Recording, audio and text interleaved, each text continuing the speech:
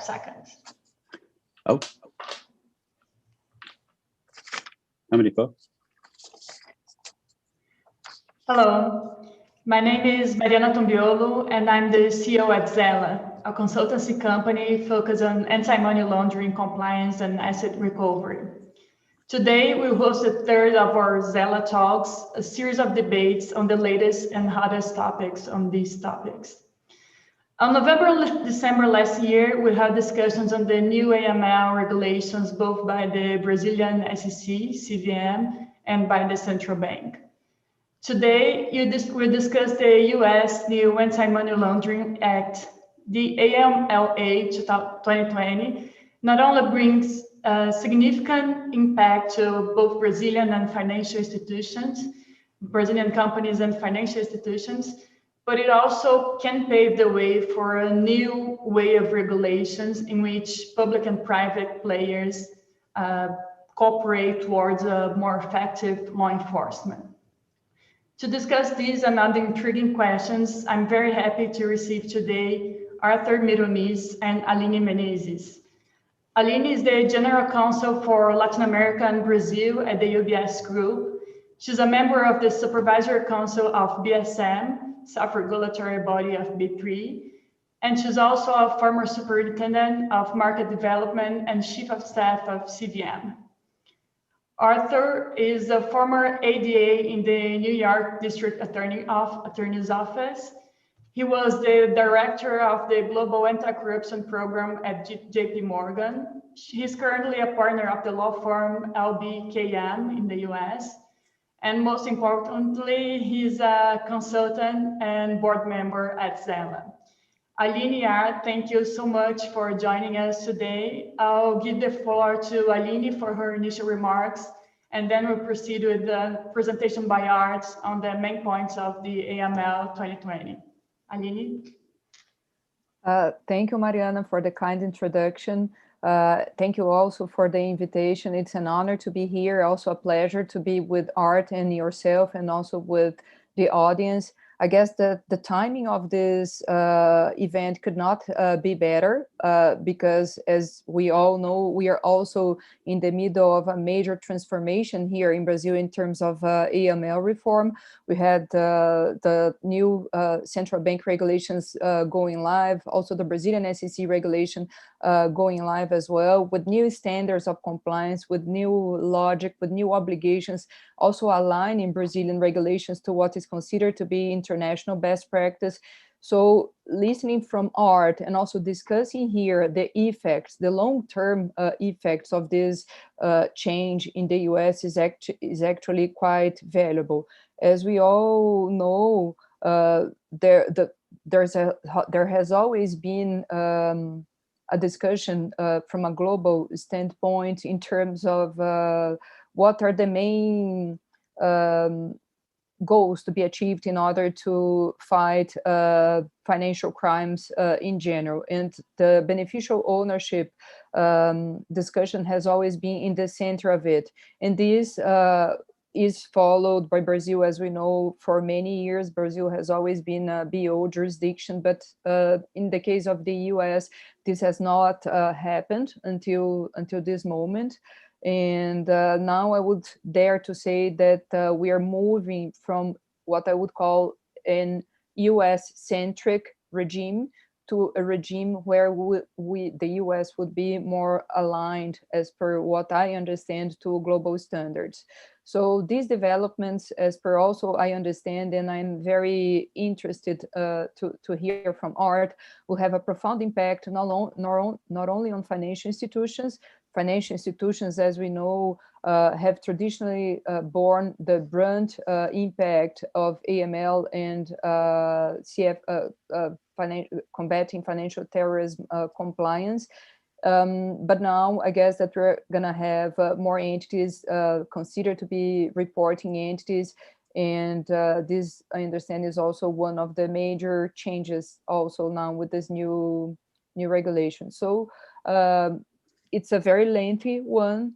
Art, as you will have the opportunity to see, made a astonishing job in trying to be concise and trying to bring to this very selected audience what is really important in terms of what we need to pay attention to. So without further ado, I'll pass the floor to Art, and let's learn.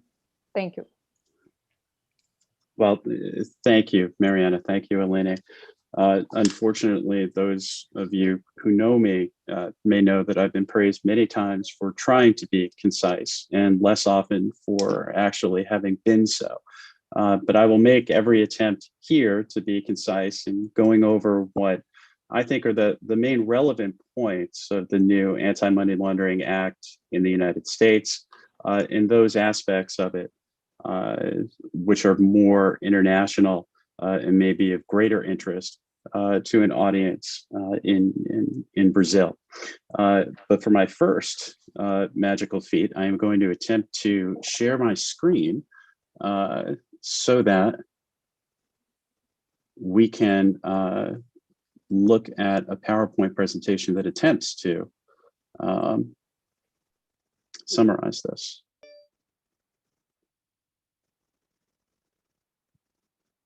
Oop.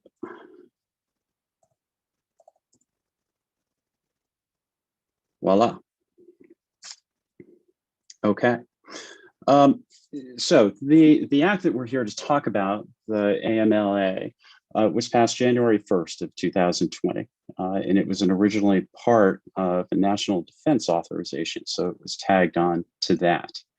The AMLA, coming in at 1,500 pages, is essentially a comprehensive attempt to modernize the Bank Secrecy Act, which is a law that was passed in the US in 1970, and subsequent US AML laws, including the USA Patriot Act, which was passed in 2001.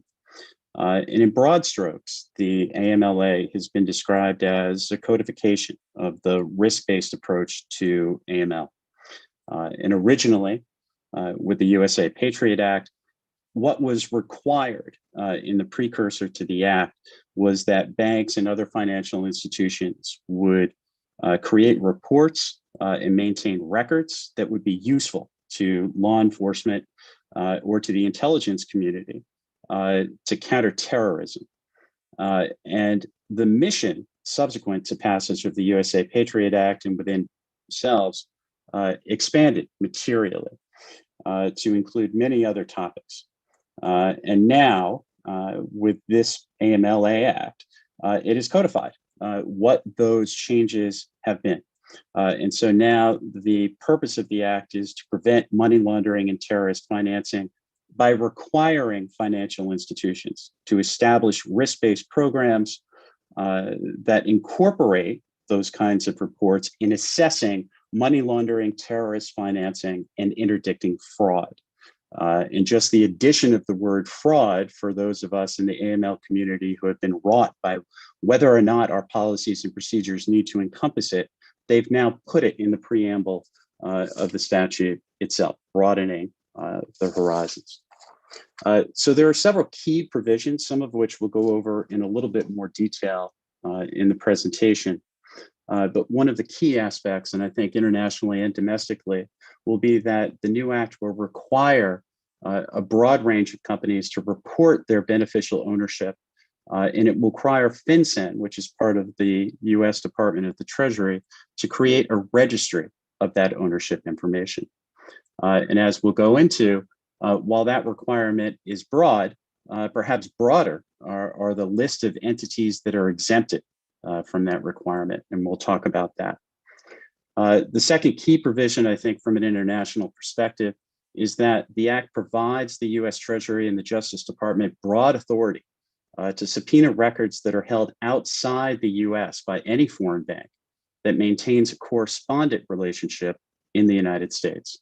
So previously, the US could subpoena records related to that correspondent account, but now, as part of the privilege of doing business in the United States, Treasury and Justice are entitled to subpoena records about any account maintained by that bank. Some other provisions in the AMLA The Act requires the Treasury Department to issue rules that permit the sharing of information related to suspicious activity reports with foreign offices and financial institutions. Since the passage of the Patriot Act, there has been a tension between the requirement that a global financial institution take a risk-based approach, but to be somewhat hamstrung or limited in its ability to share information that it develops through the implementation of its money laundering procedures to identify risk. The question was, how do I share that risk with my foreign offices? Can I share it with my home office? If I share it with my home office, will I violate US law? If I don't share it with my home office, have I violated somehow the AML program requirement in the United States? And this new act seeks to deal with that tension.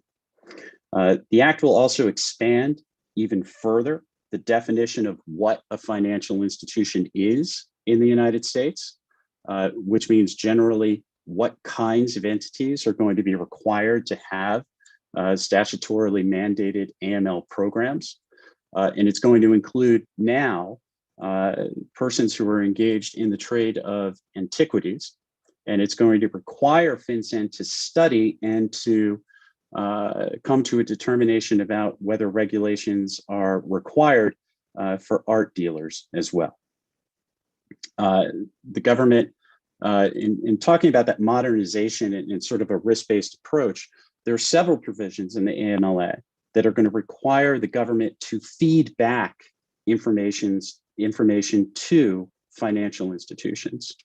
So in examinations, in developing their AML programs, examiners in the US have spoken in great detail about the requirement that banks use the information that they develop about their customers and feed that information back into their systems to properly assess risk and to continue to build tailored AML programs that are designed to confront that risk. Well, now what the government is going to do is they are going to establish AML priorities that will feed into their examinations. So in other words, the government is going to do, or is required under this act, to do a better job in telling banks what to do. And since passage of the Patriot Act in the US, there's always been a tension between financial institutions and their examiners.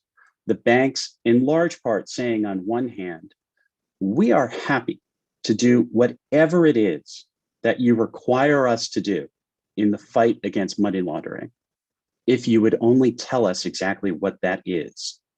And this act is meant to address that tension with the government being required to provide additional and more substantive information to banks about what that is. There are also expanded whistleblower provisions that we'll go into and increased penalties for AML violations.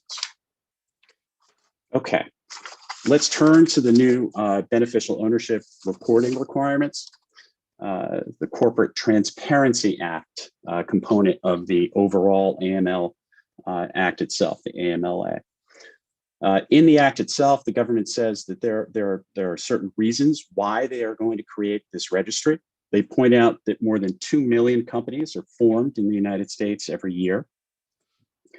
Despite the US long-arm outreach and requirements of AML programs, it has always been ironic to some, hypocritical. It has been described as by people outside of the United States and in the United States that most of the states that form these companies do not require information about the beneficial owners of the companies to be disclosed.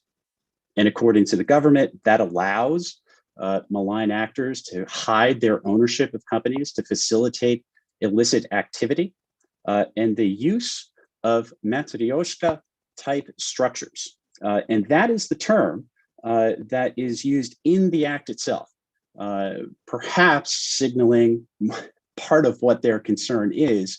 But a matryoshka is the type of Russian doll where there's a big doll and inside it there's a smaller doll, and inside that there's a smaller doll, and so on and so on, to make the ownership structures themselves non-transparent. And according to the Act, the registry that FinCEN, which is part of the Department of Treasury again, will set a clear practice nationwide about what is required to disclose about beneficial ownership when a company is established. It'll protect national security, it'll better enable enforcement efforts, and it will bring the United States into compliance with international standards, and particularly FATF standards, where FATF has criticized the United States for not being, as Eleni put it, a BO jurisdiction. So the basic requirement of this registry will be that US companies have to report their beneficial ownership to FinCEN. And FinCEN is going to create a non-public registry that will hold and update the information. And the information that has to be reported is that the beneficial owner's full legal name, their date of birth, their current address, and a unique ID number, like a passport number. Then it gets a little bit more complicated. Who is a beneficial owner?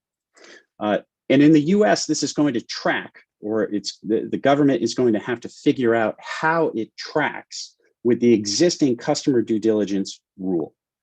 So companies will have to report the beneficial ownership of any individual who directly or indirectly exercises, quote, substantial control over an entity. The term substantial control is not defined and will have to be established by regulation, or a person who owns or controls not less than 25% of an entity, which is going to lead further to the same complications that exist with respect to the CDD rule, where if you have corporate ownership of a company, the company itself is owned by companies, how far do you have to burrow down into the ownership of those companies to identify whether or not there is a particular individual who may be a shareholder of multiple entities that itself own part of the customer, to determine if one of those individuals owns 25% or more. So there will be a lot of work for customers now, for the companies themselves to do, to figure out who owns them and whether or not there are individuals that own 25% or more. The disclosures will have to be made. FinCEN is going to ostensibly, under the statute, figure out how to do all this within 1 calendar year. And as I said, the regulations they come out with have to be consistent with existing customer due diligence requirements. If you're an existing company, once the registry is established, you'll have 2 years to put forward the beneficial ownership. New companies, after the registry is created, will have to provide that information at the time of formation. I said previously that certain companies have been excluded. In essence, I think that there are 24 separate exemptions, or 24 different kinds of entities that are excluded. One of them, for example, is partnerships, but most of the entities that are excluded are either operating companies that have a certain amount of revenue and number of employees, or they are entities that are otherwise registered in some capacity with the United States. For example, a public company of a certain size, a financial institution, a money transmitter. Okay. With respect to the registry, the information in the registry is generally confidential, meaning that FinCEN is going to own this information. It will be available to federal law enforcement, who can query the database to figure out who owns a particular entity. Local authorities will also be able to get it, and tax authorities will be able to get it if they go to a court and get a subpoena. Banks, FIs, financial institutions, can access the registry information for purposes of conducting their own customer due diligence if they have the consent of the reporting company. So for those of us who have worked within institutions, I would ask you to think about whether or not somebody comes to you with an account application and you, the bank, asks them, by the way, can we check the FinCEN registry? And they say no. I would hazard a guess that their account application is probably not going to go very far within the institution. But nonetheless, the client will have to consent if the bank is going to query the FinCEN registry. Now, it's also a question, the extent that financial institutions may rely on the registry to conduct their customer due diligence is decidedly up in the air. The current customer due diligence rules encourage banks taking a risk-based approach. They say, for example, you may want to drill down further than the 25% threshold for certain types of companies located in certain jurisdictions. You may want to know the ownership down to 10% instead of 25%. And what this is going to do, I think, is set up a tension between clients and financial institutions, where the client is going to say, I told FinCEN what my beneficial ownership was up to 25%. That should be all that I'm required to do.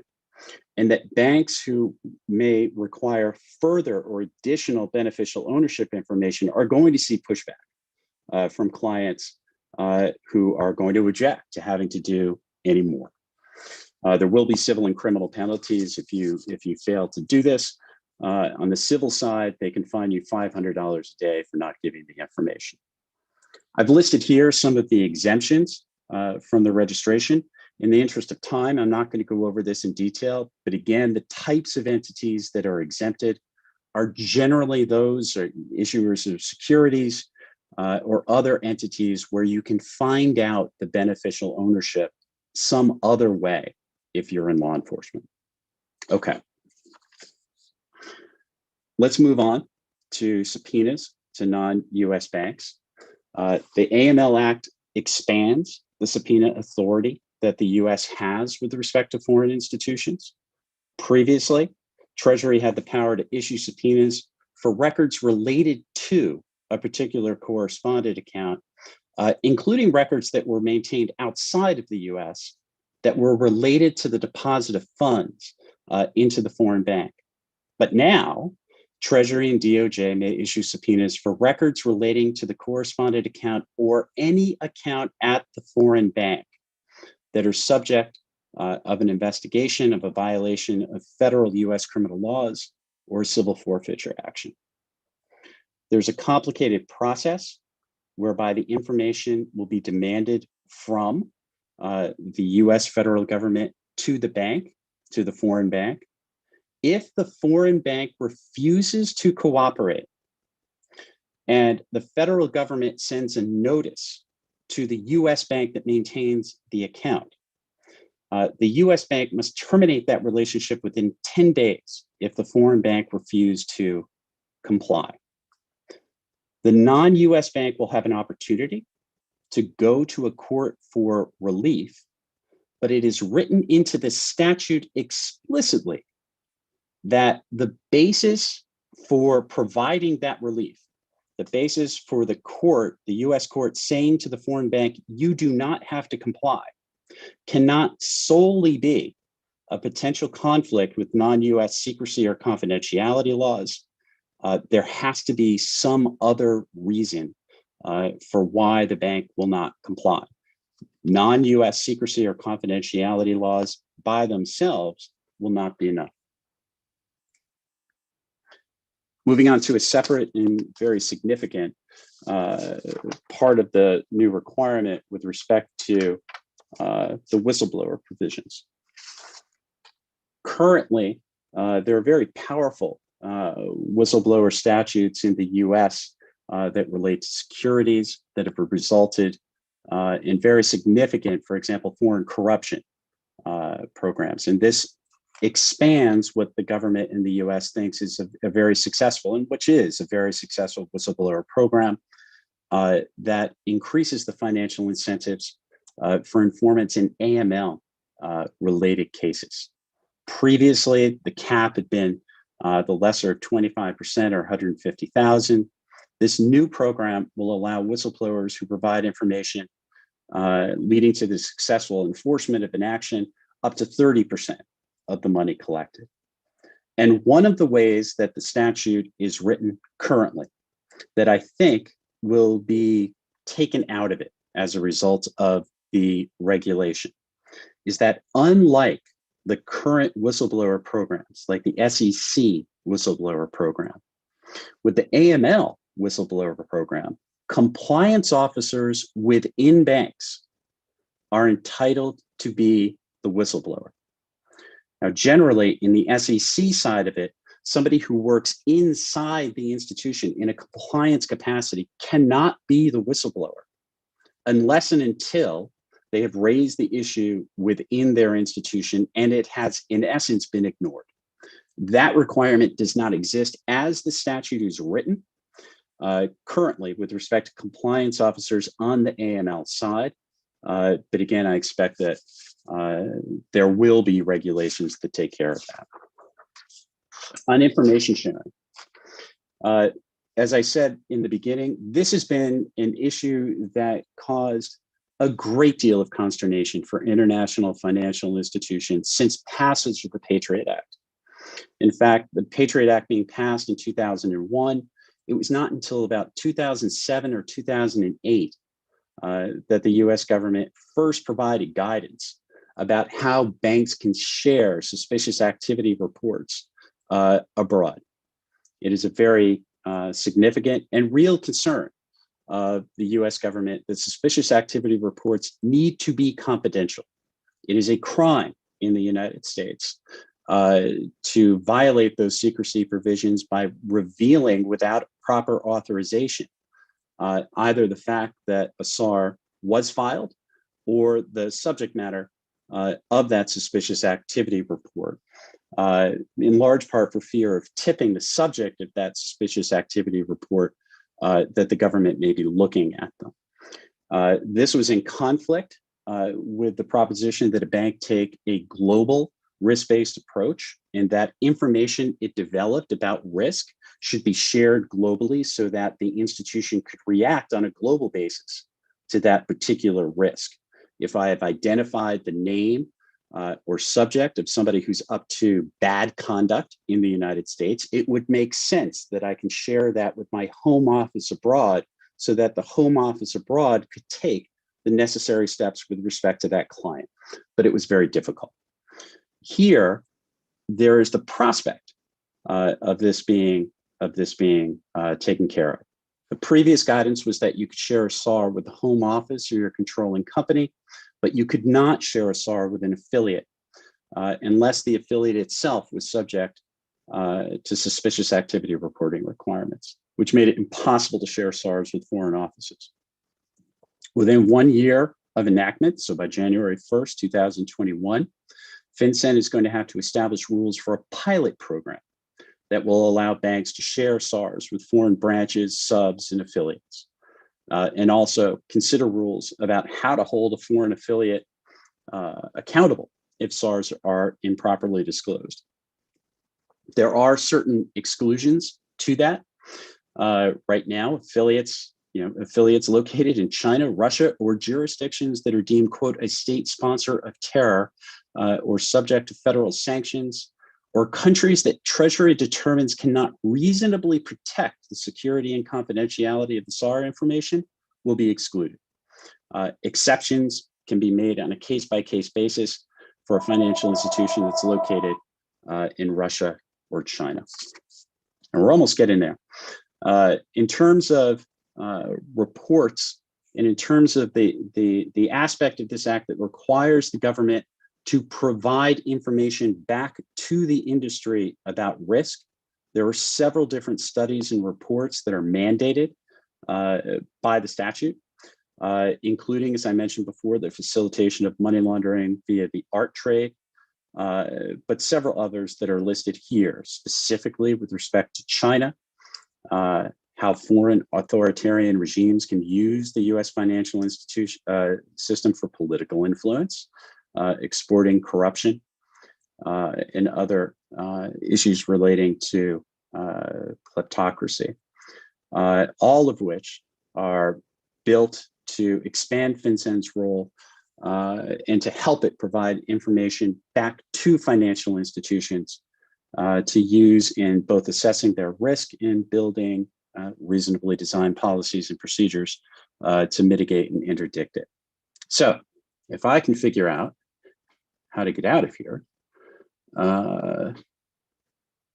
we will return to our program. And here we are.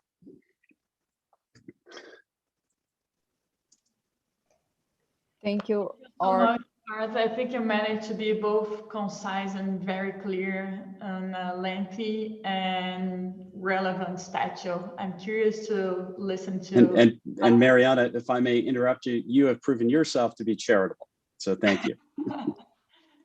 No, I'm thrilled. But I'm very curious also to listen to Alina's insights. I heard some of them, and I think we'll have an interesting debate. I forgot to mention in the beginning, we're also happy to receive questions through the site, the chat, or directly forward to me. So please feel free to send the questions. Aline? Thank you, Mariana, and congrats, Art, for the presentation. I guess it's a very good overview of for the audience and for those, both for those who are already familiar and needing to study and understand what are the consequences of the new rules, as well as for the people who are now having their first contact with the matter. So in the discussions that preceded the event today, Art and I and Mariana, we were debating what does it mean to be a final beneficial owner jurisdiction, since we are that in Brazil for many, many years, and for a long time we were considered to be like a pariah of the international community for being so picky, if I can say, in terms of trying to get information that nobody else worldwide was trying to get. So this was the situation that I found out when I was first starting in my professional career. And you can see that, as I mentioned, that this happened when I started my practicing as a professional, that this was a long time ago. So I guess that I can say or share a few comments on what does it mean to be a BO jurisdiction. I guess that it is not a good life, I have to say, in several senses. It is good from the standpoint that you know that you're doing what is correct. We are all financial institutions, but private sector in general, we are gatekeepers in a situation, in a type of matter that we all acknowledge, especially in Brazil, but in many other locations, that the public authorities cannot progress without our help. They do not know where the money which are the channels that the money follow. They do not know what is the client that owns the money. We have the obligation to know the client. So I particularly have no doubt that we are better positioned to help out in the investigations in all the discussions related to AML. But it's also very bumpy. It is bumpy in the sense that we in Brazil respond to several different authorities. We very often leave the situation of parallel enforcement. So it is very reassuring to me when I hear you, Art, speaking, and you say that we all agree that there are several exemptions to the new AML law, and several of those exemptions are related to companies or to participants or to market actors where, as you said, information can be found by the federal authorities elsewhere. Currently in Brazil, it is still difficult, I should say, to follow that same logic. Many times we have to live up with situations where you need to produce the same information several times, and also very frequently in accordance with different criteria. The criteria are not the same. I have also to acknowledge that there is an ongoing effort between the financial authorities, especially central bank in Brazil and SEC, and also the self-regulatory body of the local stock exchange in terms of harmonizing the approach. So there have been undoubtedly progress on that front, but I guess that we still have a way to go. So it is bumpy in that sense. It is also the art of trying to apply the risk-based approach on a very risky situation. So we definitely need to get it right when it comes to setting the priorities,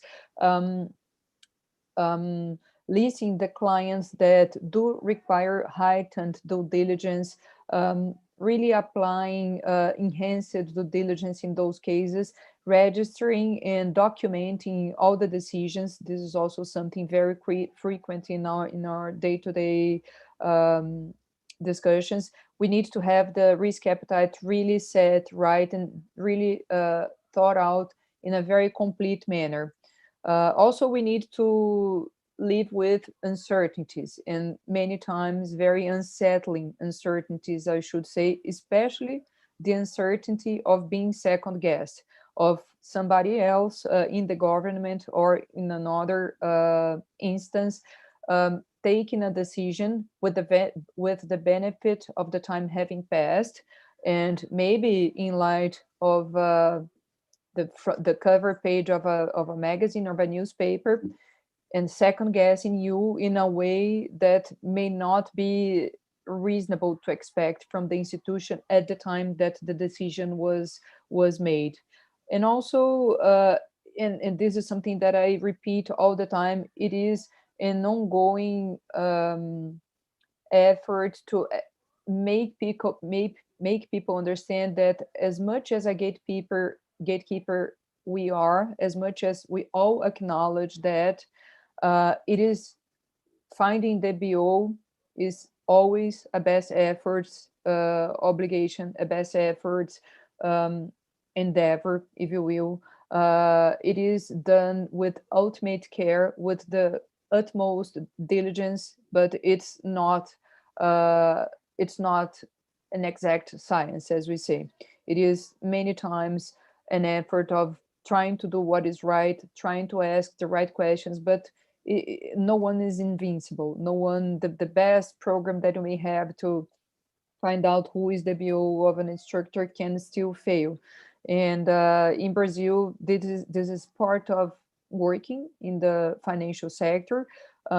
We are, as I said, not only we have been dealing with that matter for many years, but also with the parallel enforcement of different authorities. And I should mention specifically the IRS.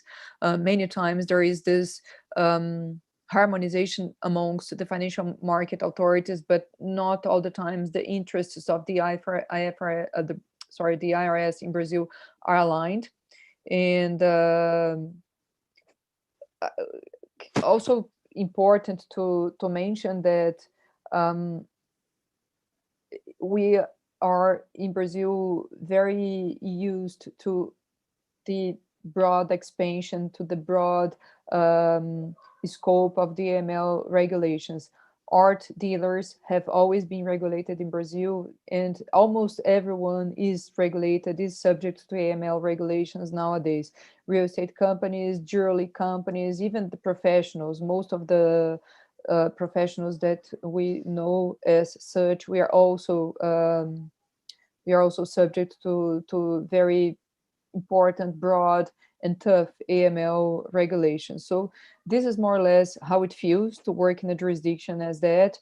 And I actually have a question to you, but before asking that question, I would pause just to see if Mariana has any comments, or if you want to comment on that particular issue of the BO concern that I understand is something very new to you in the US, although I would say globally practiced in several other jurisdictions, not only Brazil in that case. I was just going to add that you raised a very interesting point on how this new risk-based approach regulations can be beneficial for public and private sector working together. The BO requirements, one of many issues in which this could work out. but we have to assume, and I mean, we as both private and public players, a new posture in actually working together and not playing cat and mouse and not trying to find minor mistakes or looking to the efforts in hindsight with new information or updates in hand. Arts? I agree with that. And I think in the US, the regime has always been risk-based. What is helpful about this new regulation is that it codifies it and makes it more explicit. And if something is risk-based, it means that I have to, or as an institution, we have to weigh what the risks are. And one institution, by definition, is going to weigh those risks differently than another institution. And from an examination standpoint, the question should be, was that decision to weigh the risk reasonable? Or was it, completely wrong? And I think so many times, Alina, to your point, with the advent of 2020 hindsight and the risk of being second guessed, from an examination standpoint, the primary risk was, I'm going to say that my risk is X, and they're simply going to say that I'm wrong, given a changed circumstance or perhaps a headline. And that made it very difficult to comply with the existing regulations. And here with this act, I think that you see an acknowledgement of how hard it is for banks to comply with the regulations with the explicit way that it's requiring the government to provide more information. And that there's an emphasis on the program being effective rather than simply in compliance with hardline rules that are laid out, so that the examination process says, the rule says X, you didn't do X, I've caught you in a mistake, and I'm going to fine you. And now the emphasis is, I'm going to provide you, the government is now going to provide more substantive information about what we are interested in seeing and how to make, in helping banks make their programs more effective, and then hopefully judging them by that criteria. So that if I weigh a risk differently, at least now I've got the criteria that I know are important to the government in setting up that equation and calibrating how I'm going to set up my program to mitigate that particular risk. And there's an example of it. For example, there's been an emphasis on the use of technology in AML.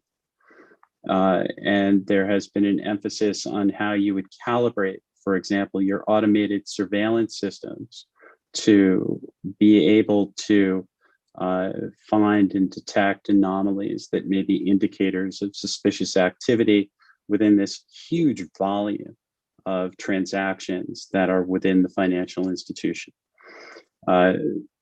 The new law, for example, and I didn't mention this before, is going to require the government to publish technology testing rulemaking, so that the standards by which that technology is to be applied will be set. And there will be questions that are asked of the government that banks will have to answer and provide much more clarity about what it means to be a reasonably defined program and what it means to be effective in a way that prevents the government from second guessing a choice that a financial institution may make in good faith.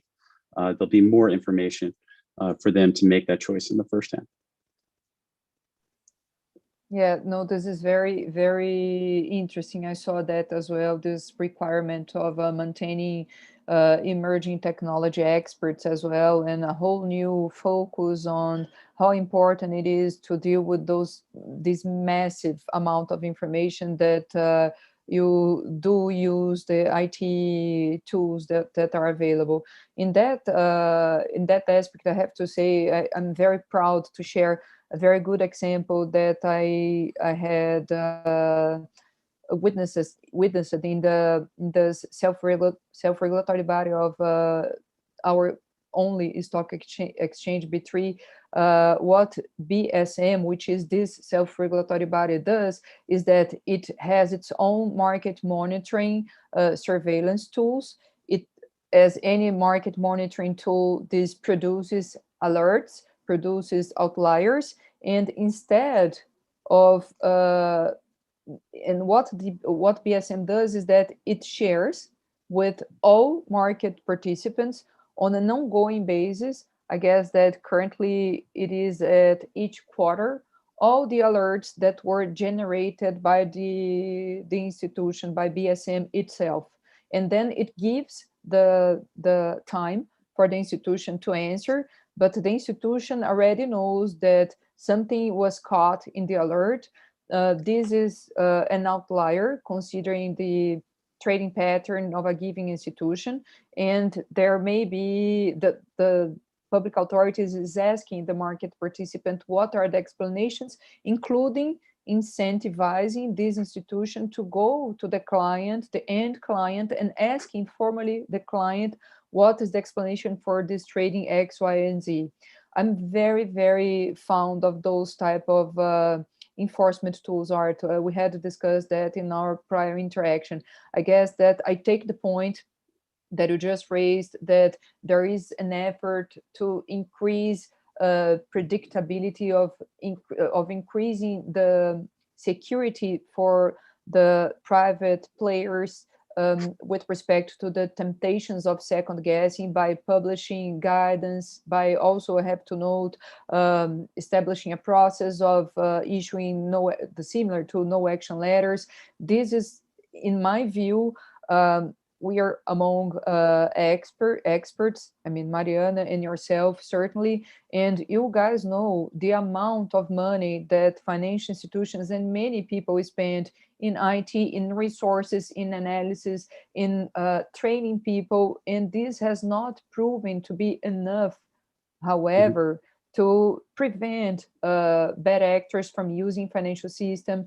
This has not proven to be enough to satisfy also public authorities and also to prevent the second guessing, I should say. So where I particularly personally see the big evolution of this new regulation that you just published, where I see the big improvement is on the different enforcement tools, the tools whereby you share with the other compliance officers, banking secrets, compliance officers, what you found, and that is you consider to be wrong or not really common, I should say, asking for explanations, sharing what is the accusation or what are the irregularities and the priorities that the government is seeking to pursue.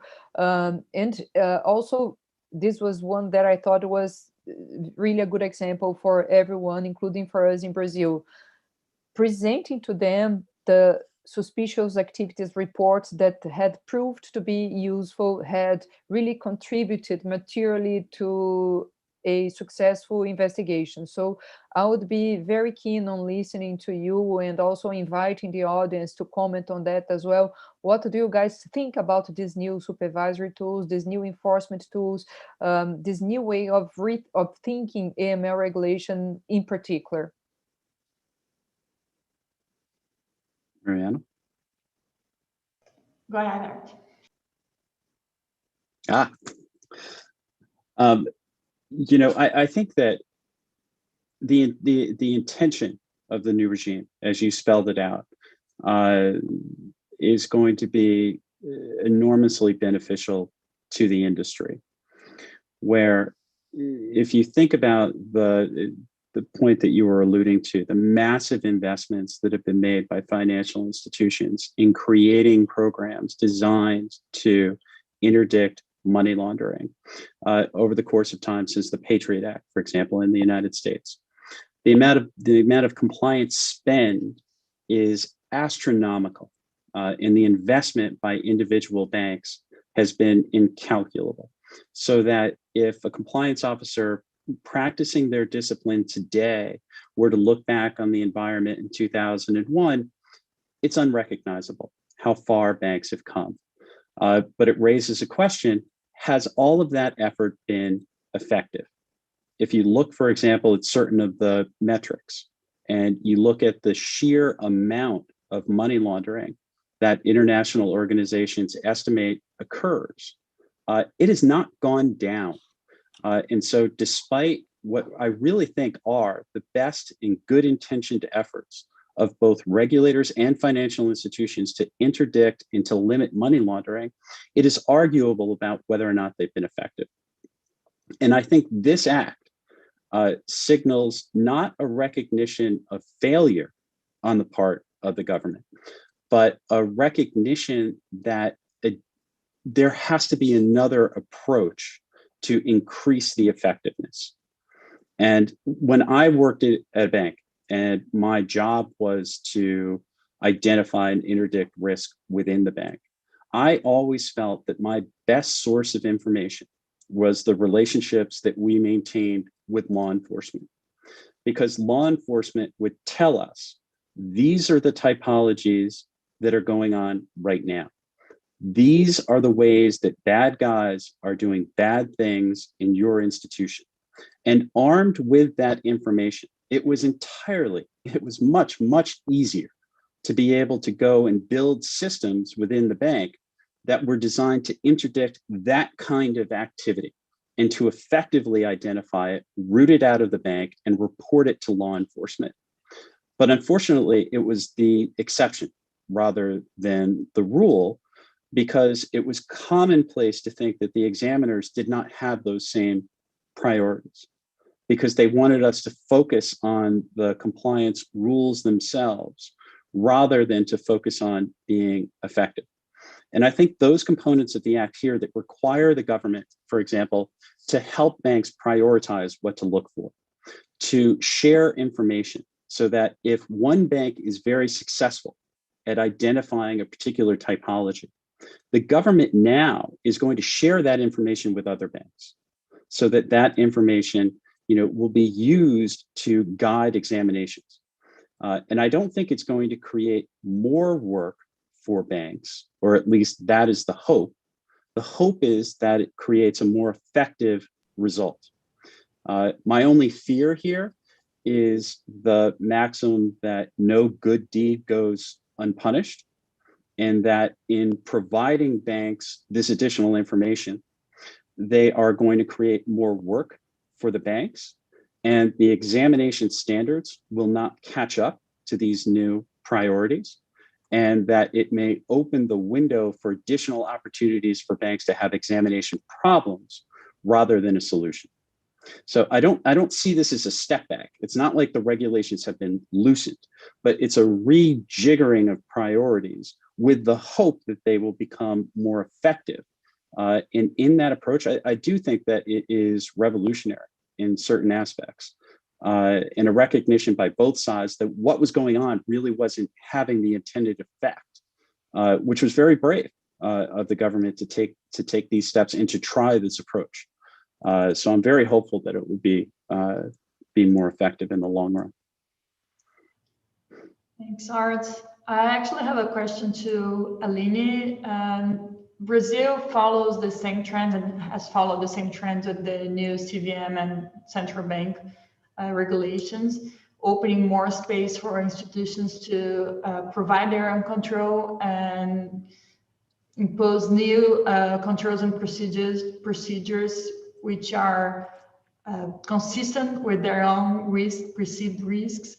My question to Aline, and I believe I know the answer, but I just wanted to hear her talk, is how do you think that Brazilian regulators and supervisors are well equipped and prepared to do this kind of new risk-based regulation, actually working side by side with private actors, as opposed to one term you use, which I really like, is regulating by prosecuting? Look, I have a saying that, as you said in the beginning, I worked for a very brief period of time in the public sector, in the Brazilian SEC. And I have this saying that working in the Brazilian SEC is like malaria. You never recover totally from that.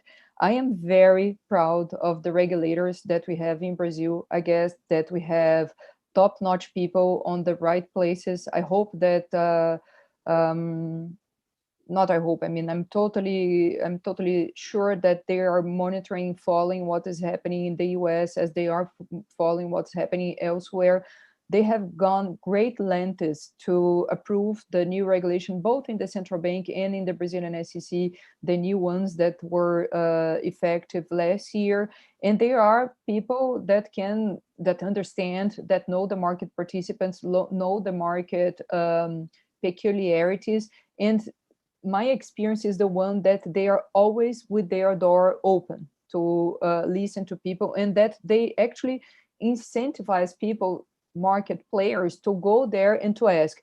It is commonly said by all of them that those who do it right come here to ask us about questions, doubts, whenever they spot that there is something that maybe more spread out in the industry, they very fast prepare and release guidance, public guidance to help out compliance. No one is really interested, because I guess that in Brazil, this is my experience, people learned a long time ago that this is not how we get there. Also, they have an ongoing partnership and ongoing dialogue with the main industry associations, industry bodies. They make a point on trying to keep this relationship very close, and they also make a point on not threatening the trust that is shared with them. If I or anyone else go to them and ask for a certain aspect of the new regulation, they would listen, they would give their best answers, they would provide the paths for better compliance. They are not interested, at least I can say that now, because this new regulation in Brazilian SEC and central bank were just recently enacted, they're helping the market participants through many tools, different tools. They're helping everyone, taking people's hands to push them to a better compliance level. There is no intention, the way I see now, to do the regulation by prosecution.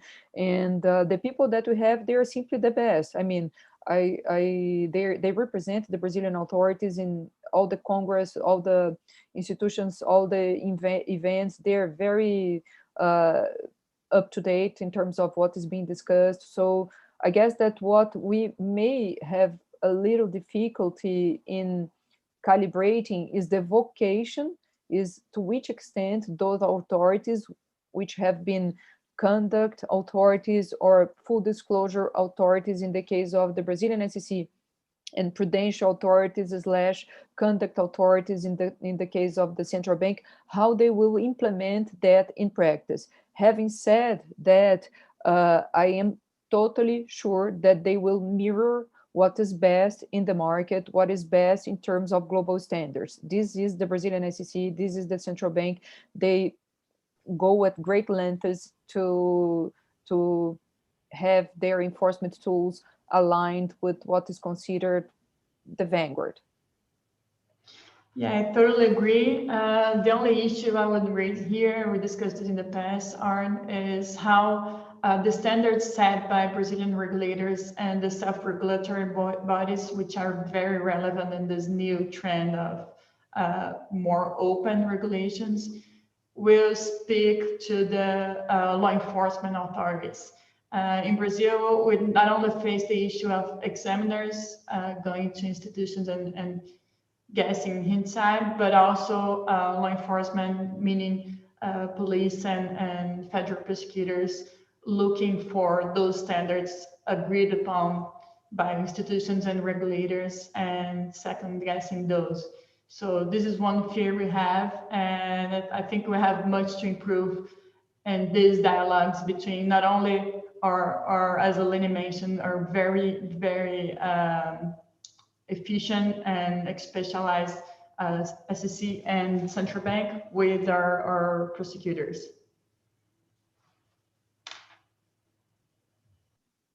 Yes, I guess that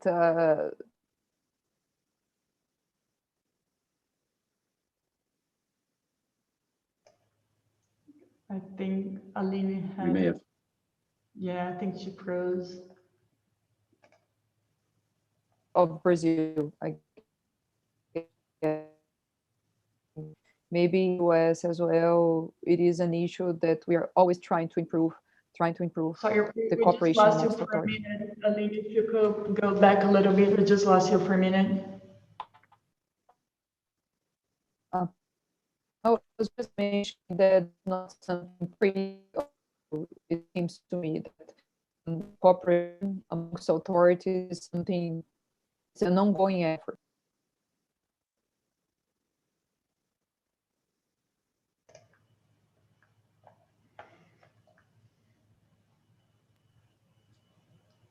So I have another question in case from the audience. I'm just mindful of the connection being a bit unstable here on my side. Can you listen to me well? It's much better now, yeah. Yeah. So the question is for Art, actually. So is this trend in terms of investing in technology and investing in providing prior guidance only something that FinCEN and federal regulators have been pursuing in the US, or have you been looking into that from the standpoint of the other market authorities in the financial sector? In other words, do we have the same situation that Mariana alluded to, the difference in perspective from different institutions, regulators? Well, I think the emphasis on technology has been a steady one in all components of the examination spectrum. So from the bank regulators to the securities enforcement agencies like FINRA or the SEC, down to the smaller financial institutions such as check cashers or money transmitters. I think there's an acknowledgement that with the transaction volume, you can't do what's expected by the regulations without the benefit of some kind of automated monitoring solution. There's always been a challenge, though, in this risk-based approach of defining what way are you going to point those automated detection services. What are you going to look for and why? And it created great deltas where the examiner could always say, well, we think that you should have looked over here and you spend all your time looking over there. And it's not that the examiners had a different perspective. It's not that they were trying to do something just for the sake of doing it. There was an honest disagreement. And I think the trend now, if we define the trend as becoming more effective, that the law now in the US is going to require the regulators to provide additional guidance and clarity about what way to point those tools. I think at this point, the examiners have taken the position that we all have technology. It is the challenge now is providing greater clarity and transparency about what we want you to do with it and for what purpose. And I think that if they are successful in that communication, it will make the examiners much more user-friendly and create, not that there are not, there are wonderful relationships between examiners, law enforcement, and financial institutions in the United States, but it will create a much more consistent approach to examination that I think that will actually result in a better effect. Great. Also, I have another question, Art. We talked many times here about the risk-based approach, and sometimes, especially because you works in a very big law firm and has worked in JP Morgan, also a very important, a major financial institution, we have a certain level of comprehension of what does that mean, taking a risk-based approach, and we see that mainly from the standpoint of the clients, of the complexities of the business that we explore. And my question would be, to which extent do you see the law enforcement agencies and also the the examiners taking into account the size of the institution that is obliged to comply with this new AML regulation? Do you think that they have within their mandate some type of calibration effort to understand the different business models, the difference in size, complexity, and whatnot, so that they can fine-tune to which financial institution what is proper for this and that? Or would you think that they would be more leaning towards uniformizing the approach in a I would say race to the top, but I do not mean to imply that large financial institutions are at the top. I just mean to imply that they do invest a lot of money, as you said, so in a certain way it's easier for them. But how about the smaller? The smaller institution? I think the examiner's answer, and I think actually the right answer, is that your investment in compliance has to be commensurate with the amount of risk that you take on. As a prosecutor, I used to say that a financial institution would have a responsibility to know the rules of the playground in which it chose to play. And if that jurisdiction, for example, if the products were particularly risky, you would have to have a commensurate amount of investment in compliance to be able to mitigate those risks once they're identified. So you could be a very small institution with a very large risk profile that would justify a proportionately large investment in compliance. With respect to examiners in the US, I think the examiners have actually, there are examiners that are focused on large institutions that have knowledge about the products and services that are offered so that they can intelligently discuss them. And so I do think that they take a risk-based approach so that it would be a sophisticated, if you go into a JP Morgan, for example, and you're doing a examination of a particularly sophisticated or risky line of business that does business somewhere, the examiner is she's going to be familiar with that product, and she's going to be familiar with those jurisdictions in a way that gives her the scope and clarity to conduct the exam. And what do you see as being the major challenge for the institutions in general to comply with this new AML regulation? Is it going to be on the BO level, or do you think that the client due diligence, the type of interaction between each institution's own internal procedures, how does that talk or doesn't talk with the new AML regulation is going to be the more tricky piece? Well, I think I go back to what I said before in terms of no good deed going unpunished. So I'm not in a bank right now. And so for me, getting this document from the government that's going to tell me that we, the government, think these typologies are important and that we, the government, think that you should be doing X, Y, and Z, it's very easy for me to say, that's great, right? It's going to make everybody's job easier. But as a practitioner within an institution, I think I would be looking at that with some degree of dread, that you're going to say, oh my God, I've got my program set up according to my risk assessment to do X, Y, and Z. And now I have the prospect of the government within a year or a year and a half giving me this document that may well make me change everything.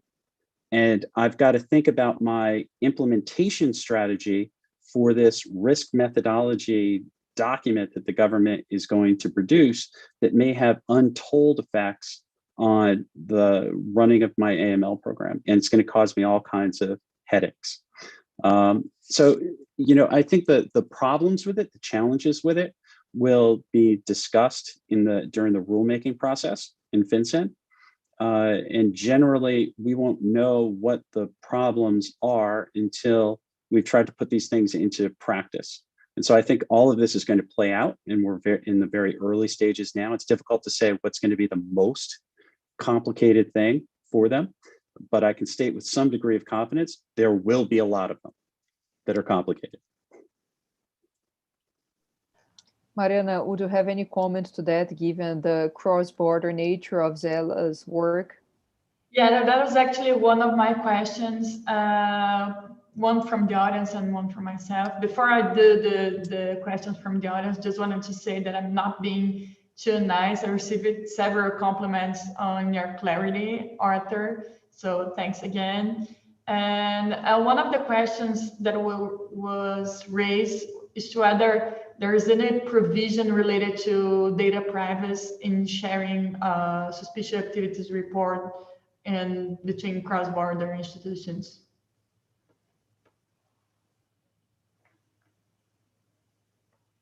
Is that for? Yes. Yeah, I think that, when I said, for example, that I think perhaps my comments, because at the time I was within an institution and it was a headache, again, for us to figure out how to share this information internationally. One of those headaches was that each individual jurisdiction would have its own would have its data privacy laws and regulations. And so, there was a point that I think several global financial institutions did surveys of what the different rules are in all of the various jurisdictions where they operated, so that they could try to coordinate what information they could share where, at great expense and to the fortune of whatever law firm was hired to coordinate those efforts for the bank. And so those issues are extremely difficult, and will remain so, I believe, because the sharing of this information, now really only one problem has been solved: the issue of whether the US institution can share the information with its affiliate. And it remains to be seen how that's going to happen and what the implications are going to be in the receiving jurisdiction for the confidentiality and secrecy of that information. I think that's one of the things that FinCEN specifically is going to try to study during this pilot program, which in part will be to determine what are the myriad things that are going to go wrong if we try to do this thing that we want to do. And we need time to figure that out. That's the purpose of the pilot program. We've been discussing a lot of information sharing, how relevant this is for the effectiveness of a compliance program. And one of the points I would highlight is how applying those different standards can help in a multinational, transnational institution comply with the domestic and international laws. I would point out, for instance, an institution receiving a loan from IDB that now has compliance requirements and requirements to comply not only with Brazilian, but sometimes UK or US laws. So the information sharing, the sharing of standards, both by the financial community in the US and other jurisdictions, would be very helpful in, at least if not unique, at least a more standardized standards to apply those requirements.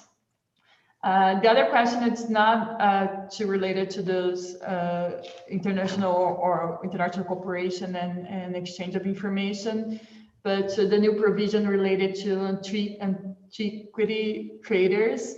Pedro asks if now they're being considered financial institutions for AML matters, will there be an impact on museums and other nonprofit artistic institutions? Alina, or so from my perspective, absolutely. I think the major issue for dealers in antiquities and ultimately for art dealers will be one of provenance. Where did the item come from? And so for them, all of a sudden they'll be thrust into this world of third-party due diligence and supply chain due diligence, similar to that of any manufacturer, for example, that needs to prove that in its supply chain it does not have labor that was subject to human trafficking. And so there are going to be issues of due diligence with respect to items that are in inventories that are both new acquisitions by museums and I think existing acquisitions. I think it's going to be a big issue for the auction houses to determine where an item that's for sale came from, and how it got to be on their stage to be subject to auction. So I think those are some of the entities that this is going to affect. The answer is yes. Museums and art dealers and auction houses are going to be very much affected by these new requirements. As we discussed, that there are already supervised entities in Brazil. They're not equipped to financial institutions, but they're supervised by COAF and IFAN, and they have several requirements. Recently, we just had a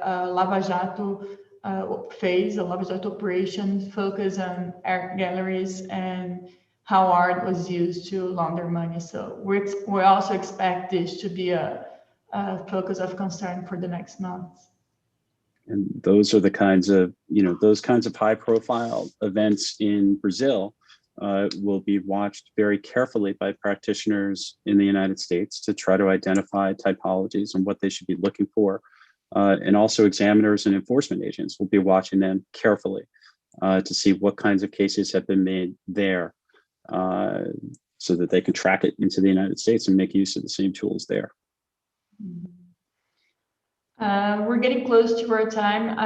Aline, I would ask if you have any further questions or comments.